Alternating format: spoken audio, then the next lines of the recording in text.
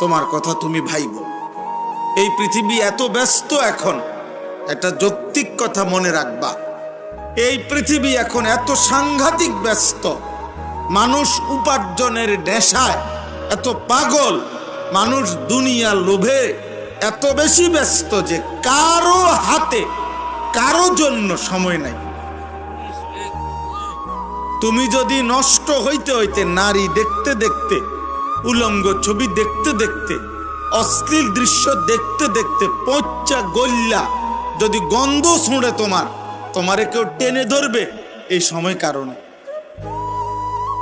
আমি বললাম কারো হাতে টাইম নেই, সবাই ব্যস্ত উপার্জনের নেশায়, দুনিয়া সাজাইবার নেশা। প্রত্যেকের টার্গেট বিল্ডিং 3 তলা করবে, প্রত্যেকের জমি কিনা অনেক বাকি, প্রত্যেকের ঘরের ফার্নিচার আরো বহুত বাকি। বেটা সময় কো তোমার লইয়া বইয়া তাও,